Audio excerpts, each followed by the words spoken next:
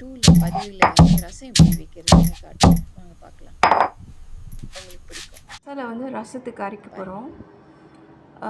மல்லி, மிளகு, காஞ்ச மிளகா, சீரகம், சோம்பு, ஃபெனல் இதெல்லாம் வந்து அரைக்க போகிறோம். அரைச்சி நான் வறுக்கல ஆக்சுவலி, அரைச்சி தான் வறுத்து ரசத்தோடு போட போகிறேன். அரைச்சிட்டேன். இது போதும் இந்த பக்குவம் ரசத்துக்கு அரைக்கிறது. அரைக்கும் போது இந்த 2 கங்கு இதோ 2 கங்கு இந்த 2 கங்கு பிடிச்சி அரைச்சிடலாம். மையா கஷ்டமே இல்லைங்க அம்மிக்கல் பாய்க்கிறதுக்கு. இந்த 2 கையால் தான் அரைச்சேன். ஆள் வச்சு நான் அரைக்கல, நான் ஒண்டி தான் அரைச்சேன். எல்லா வேலையும் நான் தாங்க செய்கிறேன். ஸோ இந்த இது வந்து not so smooth. So this is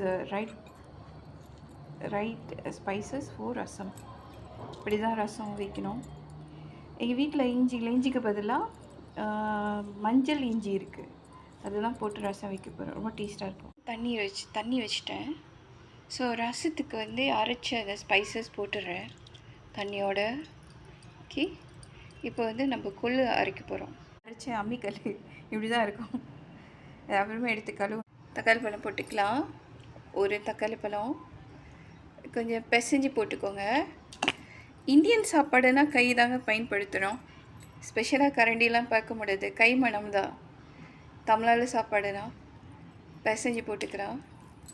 Need to squeeze because Indian food is special. You have to use ammikalle, hands and all that. Authentic Indian food is like that. Every cooking have way of doing it. While cooking we cannot speak, but தப்பாக இருக்குது, பேசக்கூடாது சமைக்கும் போது. 3 தக்காளி பழம் போட்டுக்கிட்டேங்க. பழம் veggies 3 veggies. Okay, ton.